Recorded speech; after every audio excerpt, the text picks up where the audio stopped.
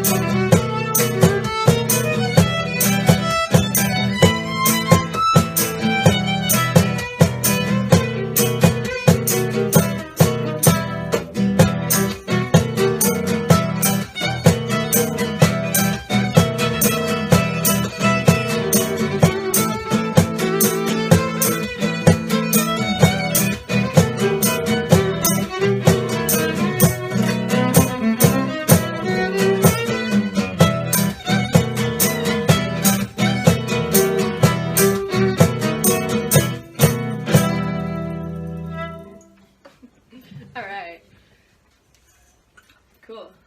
That song was called Yaguarete, and we're going to play some more tunes for you, so hope you're enjoying it. Stick around for more. Alright.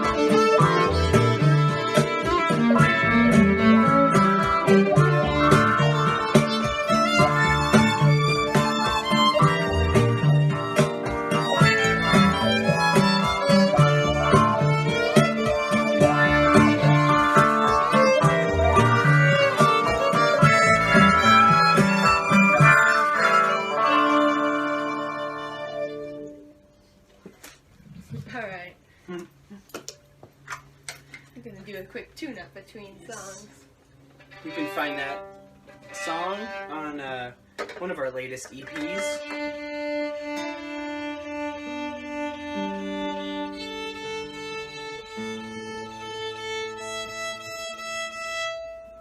So if you like what you hear, you can check us out also at romaransom.bandcamp.com.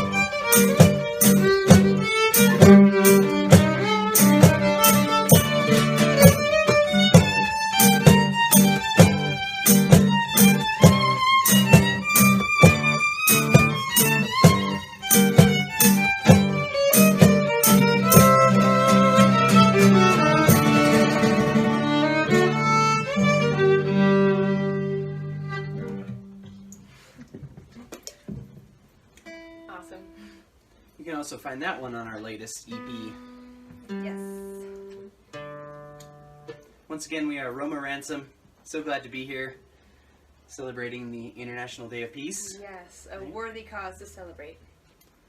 And got some couple more tunes ahead for you. Let's do that one.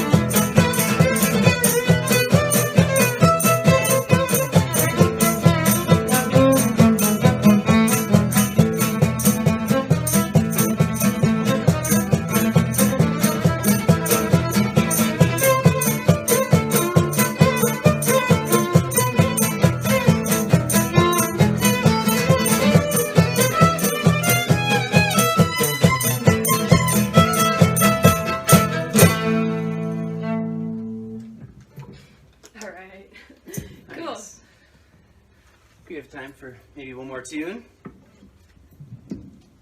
We'll tune up one more time here. Thanks again for joining us.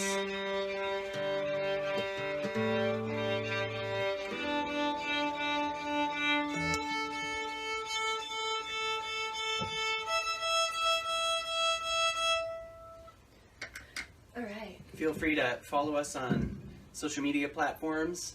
But On thanks again. Instagram, Yeah. on Facebook, Roma Ransom. And of course on bandcamp.com, romaransom.bandcamp.com to find our music. Thank you.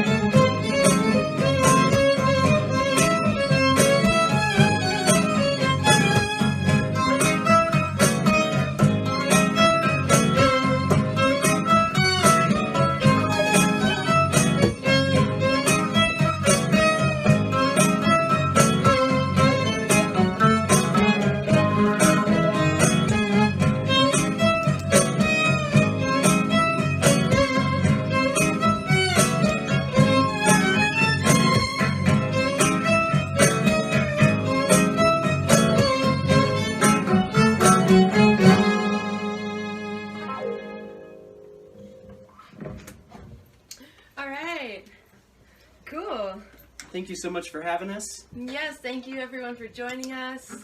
Thank you, Dulcetterra. Happy International Day of Peace. Go forth and be peaceful. Yes, definitely. Thank you so much. Once again, we are Roma Ransom, and hope to see you again very soon. Thanks for having us. Cheers.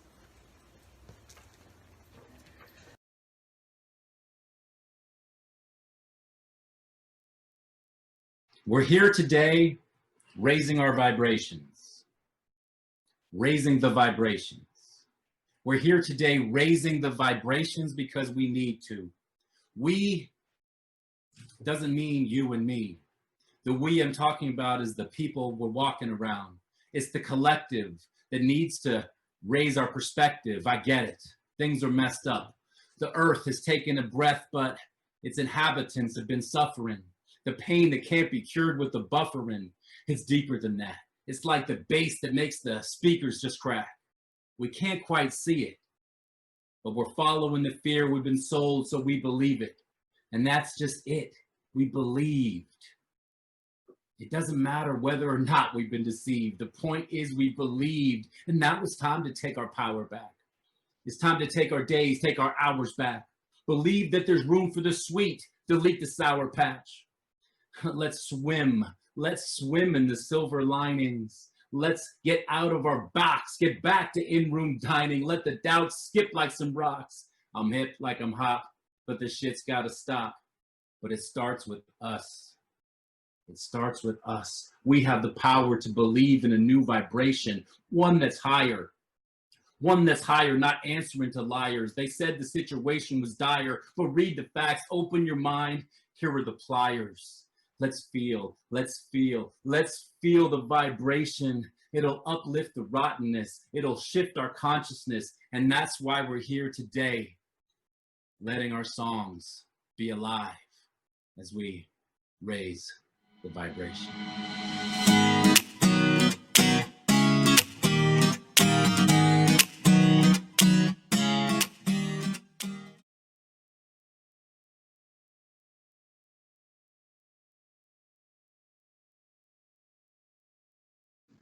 Hi, everyone. My name is Sam Golgun. I am the founder, president, and CEO for World Music Development. And today I'm here with James Weeks with the University of Liberia Alumni Chorus. How are you today, James? I'm doing very well, Sam. Thanks for having me here. Thank you so much for joining me today. James, would you please tell me a little bit about yourself and the story of the University of Liberia Alumni Chorus? Well, as you said, my name is James Weeks. I'm originally from Liberia, West Africa, and that's where I completed my undergraduate work, and then did graduate work in the United States. And because of civil unrest, I have been in the United States since 1986. The group I'm associated with, the University of Liberia Alumni Chorus, is composed of members of the University of Liberia's chorus back from the 70s, prior to our Civil War. So we are about 70 members right now in the United States, Europe, and parts of Africa. And we banded together in 2009, first and foremost, just because of our love for music. We had a very dynamic director back in the 70s. I was in the chorus from 75 to 78, but she had been directing the chorus for a long time. Her name was Agnes Nebo von Bommels. That inspired all of us, gave all of us a deep love and appreciation for music of all genres, of different cultures. So I say we're from Liberia. Liberia underwent a terrible, brutal civil war that killed about, it's estimated, 250,000 people over a span maybe approximately 10 years. And mind you, the population of Liberia at the time was under 3 million. So 250,000 people is a significant percentage of the population. And that completely devastated the country. But moving forward, through international intervention, the country was able to get past the Civil War and then started to rebuild around 2006. So in 2009, we banded together, formed the University of Liberia Alumni Chorus, and our purpose was to give back. And we decided that with Civil War comes a lot of destruction. One thing that Civil War does in countries like mine, Liberia, is a serious brain drainage. And with that brain drainage comes documentation of culture and music. As I said, our director, Agnes Nebo von Bormus, was an ethnomusicologist, and she has started to document, annotate, and collect Liberian folk song and folk music, so as to develop a repository of this music. Her office at the University of Liberia was completely destroyed, so all of that research had gone away.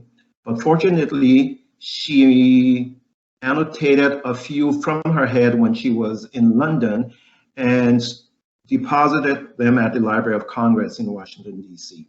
So in 2009, when we formed, we had one of our objectives is to catalog her songs and try to record them, because we were the original group that she produced these songs with.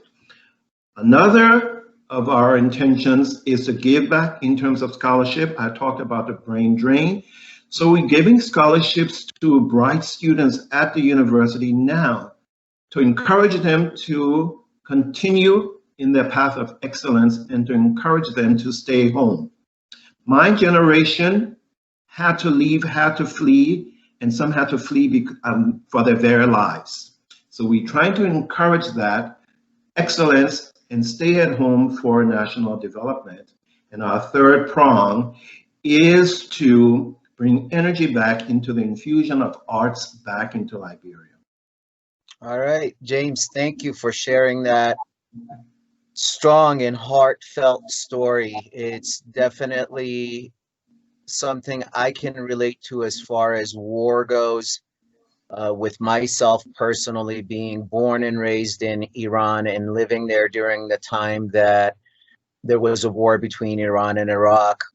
I'm sure, just like yourself, I saw some horrific things. And like you said, we are the generation that we had to flee, and there's still people fleeing that country. And it's not just because of war, it's just because of the government and the oppression that's there.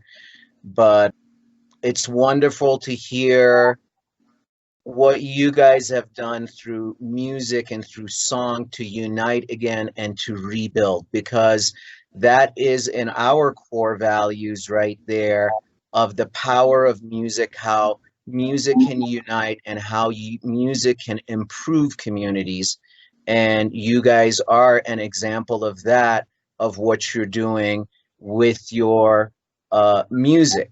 So James, why don't you tell me a little bit about some of the current programs that you guys have going on and some of the current work that you guys are doing? Most of our work in the United States is centered around giving concerts. So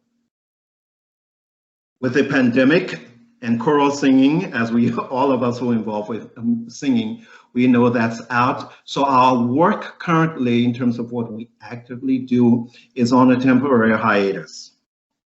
Our last concert was 2019, September 2019, at the Battelle Chapel at Yale University. We since 2009, we've had these annual concerts, and that's our biggest fundraiser. And most of our fundraising has been from the Liberian community. And to date, we have donated in scholarships and other supplies to the university students back in Liberia over $100,000. Wonderful. Solely from our concerts. So, right, and we've also been fortunate with the exposure we've gotten from our concerts. We've performed at Johns Hopkins University and one or two other places around the United States. We were also fortunate to perform at the inauguration of the first female president of an African country back in 2012. So we're able to go back to Liberia and perform. So that's a synopsis of where we are with our current work. Right now, as any core group is doing, we're really brainstorming for ways to advance our cause in the absence of actually being able to sing.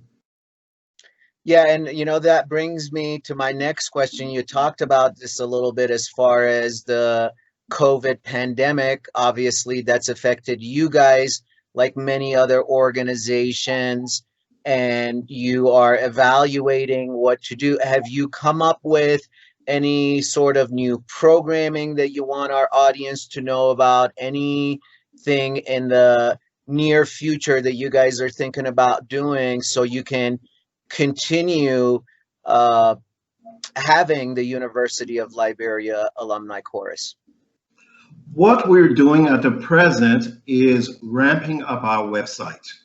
So on our website, we have recordings of past concerts, we have pictures, we have more detail of what we have done in the past 11, 12 years. And that is one thing we're doing right now, trying to promote our website to our supporters. We've had some supporters who have stuck by us all these years, and they've given us the impression that you do want to continue to support us in the absence of actually having a concert. So for anyone who is sympathetic to what they hear our cause is, they can support us via our website. And the website is ulachorus.org. And it's a pretty well organized website. As I say, we're working on it, making sure everything works just fine. But we've gotten it up to a place that it's easy to navigate. So that's one thing we're ramping up right now. Our group, as I mentioned earlier, consists of members on 3 continents. In the United States, I think we're in about 25 states. Okay. So just the logistics of getting together for rehearsal in normal times is challenging. So the pandemic even exacerbates that. So those are a lot of things we're working out, and we hopefully will have some clearer idea of where we're headed by the end of this year. All right, good. It's not easy, definitely, for nonprofits during this time, for anybody, but it's definitely affected nonprofits. And that's why, as part of the Dulcetterra Music Festival that we're celebrating the International Day of Peace, we wanted to reach out to other nonprofit organizations that we truly believe in the work that they're doing to make a big difference in their community. And we are so honored that you guys accepted our invitation and are here with us today. You mentioned your website, and I want to make sure that that will be posted here on the video. But can people go to your website and make donations to you if they wanted to make a donation to you today? Absolutely. We have the link on our website where people can make a donation.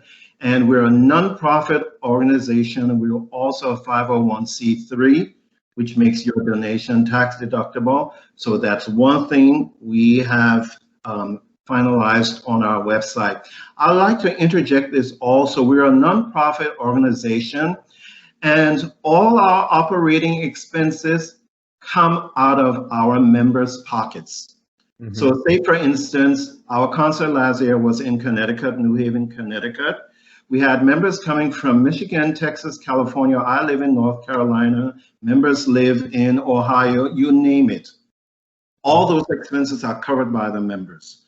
Transportation, housing, concerts, even going to rehearsals. The cost of uniforms is covered by members. So every cent that we get from our donors goes strictly to the purpose of the organization. This is how much each member believes in what we do. This sounds like a community effort. That right there is what is making the community right there. James, before we wrap up, there's one thing that really spoke to me. Name of a song that the University of Liberia Alumni Chorus performed, that I believe the translation of it is, "We are one in song." Can you speak to me a little bit about that song and the background of it and the power of that song, please? Okay, so as you said, the translation of the song title is "We Are One in Song," and that's the English translation of the Mandingo phrase, Ambe Kolin Konda. The history of the song, as I mentioned, our director, Agnes Nebo von Balmos, who is no longer with us, an ethnomusicologist, had gone to a conference of African traditional music in Algiers, Algeria, back in 1968, I think. And one of the groups performing from one of the West African countries sang this melody, Ambe Kolin Konda, and that phrase stuck with her. And it was a phrase, as musicians know, you get a phrase in your head and it doesn't leave you until you do something with it. So she heard it in Algiers and the phrase stuck with her. And so she came back to Liberia and she had been cataloging, researching Liberian folk songs. There was another Liberian folk song in the Mano language in Liberia called Tuawa Lefia, meaning it is better to say good evening than to say good morning. And what that really means, African agrarian society, in the morning, it's time to farm. So in the morning is no time for niceties. You get up in the morning and you do your work so that when the evening comes, you relax and you can say good evening. So in her head, she blended those two. So when you hear the song, you will hear the main theme stated, Ambe Kolin Konda, we are one in song. And then as the song progresses, this mono melody comes as a counter melody to Owa Lefia. And as you said, Ambe Kolin Konda, we are one in song. And you know, I know, anybody in music knows, song is so universal. We have sung the song to audience that knew nothing about the language, and the song just spoke to them. When a country like Liberia comes out of civil war, there are all kinds of things in society. And when we went back in 2012, we saw, if we didn't know, we knew for sure then, firsthand, how uniting song can be. Because our group sings songs from all the ethnic groups in Liberia. So when we perform, even in the States, we've sung in Minnesota, in Georgia, in the Washington, D.C. area, all peoples from Liberia at a concert feel united. So this song speaks to our purpose that we indeed are one in song. We Liberians are one in song. We the world, we are one in song. That is so beautiful. I have goosebumps sitting over here just listening to that. And what you specifically also said about song being universal, that you don't even have to understand the language, because I believe it's melodies that speaks to us at our core. And you don't have to translate notes. An E note sounds like an E note over here on this side of the world, or you go halfway across the world, it will still sound like an E note. And it's what an individual does when they internalize that and how they interpret that frequency, that vibration, basically. So thank you so much for sharing that story behind that song.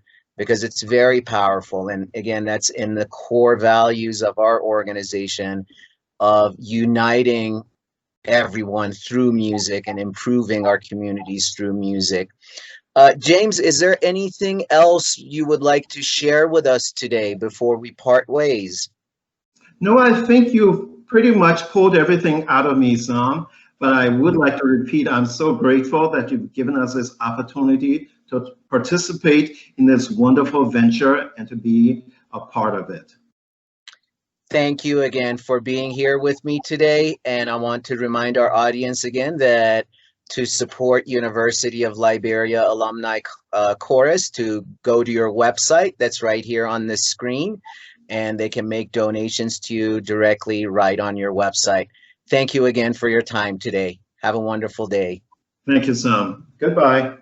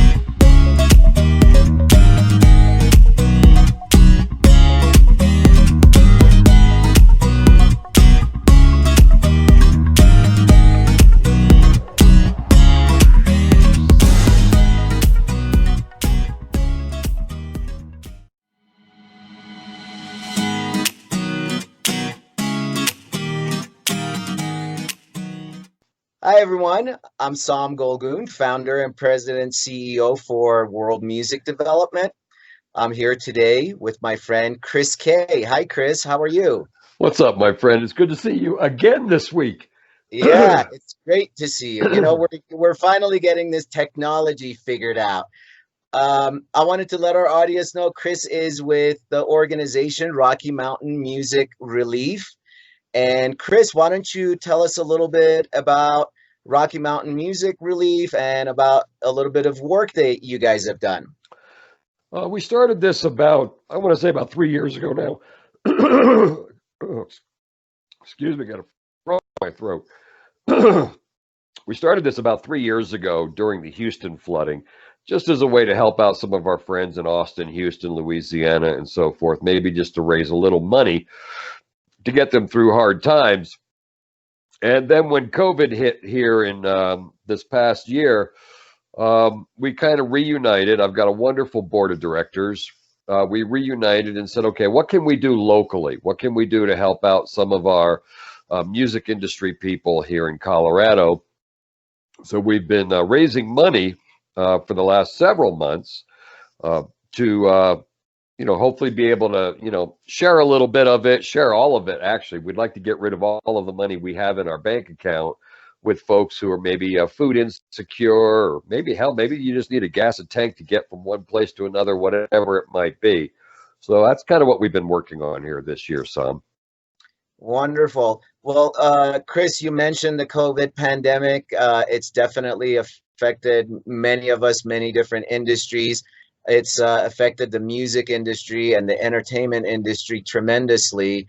Tell me, what is your perception of how musicians are doing right now, and what do you think their main needs are in the music community right now? It depends at what level you're playing at. It really does. I have several friends who kind of stay really, really local. They're not playing as many places as they were a year ago, but they're still out playing. You know, over 99.5% of musicians are hobbyists. They're not doing this on a full-time basis. Those who are some of your biggest names in the industry today. I can only speak to what's going on here in Colorado because, as you know, my entire career the past 20 years has been focused exclusively on our state and helping to elevate what we've got going on. So most of the people who are, for instance, unemployed in the music industry here in Colorado are on the technical side of the table. Sound people, stage hands, folks like that, lighting directors, sound people at venues around our state. Most of the musicians we interact with are doing this part-time, maybe a couple of times a month throughout the course of the year. And then, of course, you've got your recording studios. But I've got to tell you, I've seen more recorded music come out this year than I think I've seen in the last decade.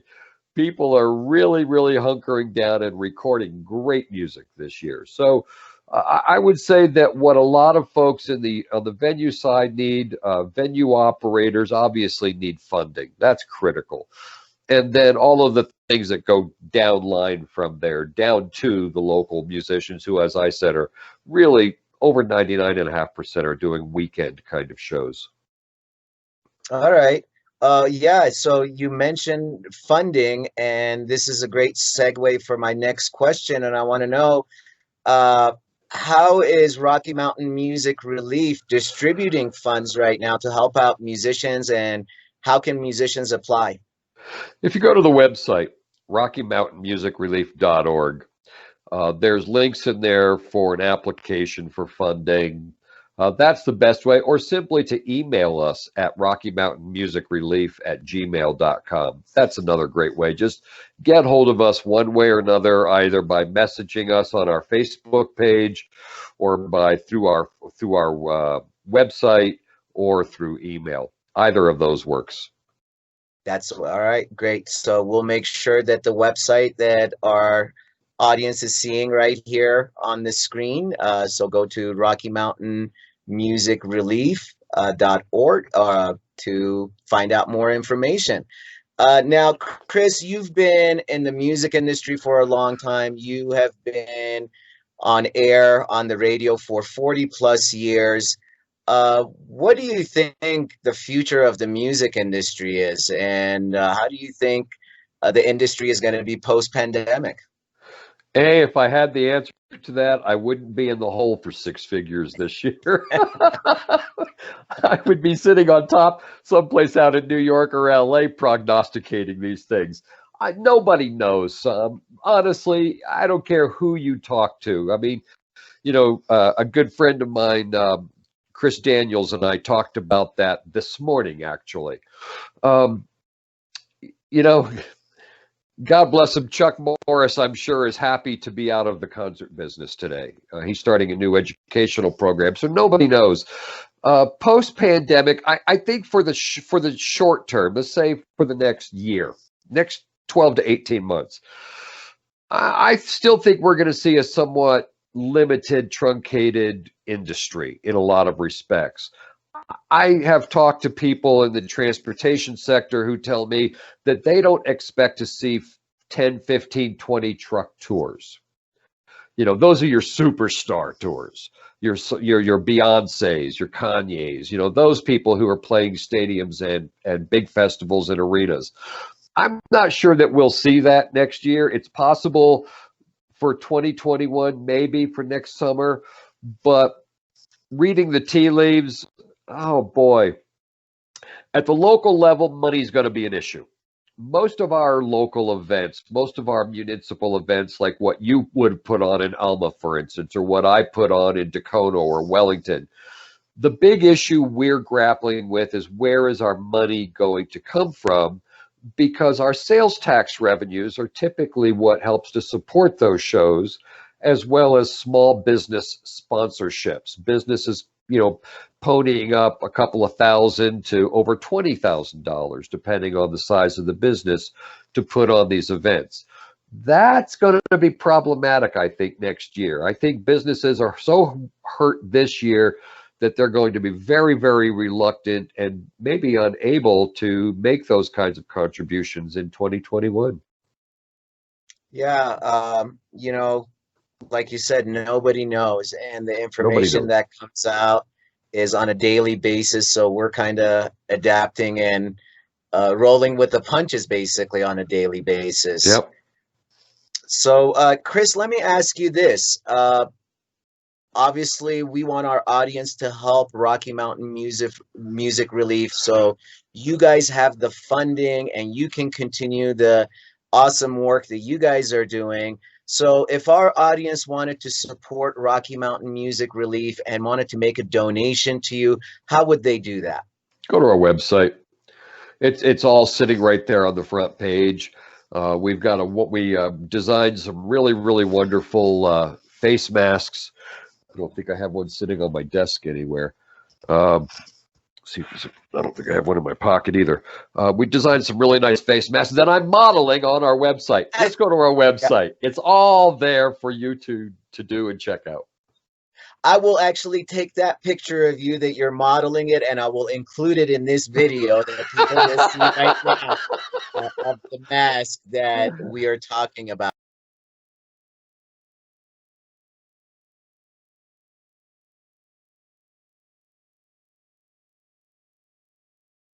For $15, that will all go to all the work that you guys are doing to support the musicians in the Colorado community. Well, Chris, is there anything else that you'd like to leave us with today?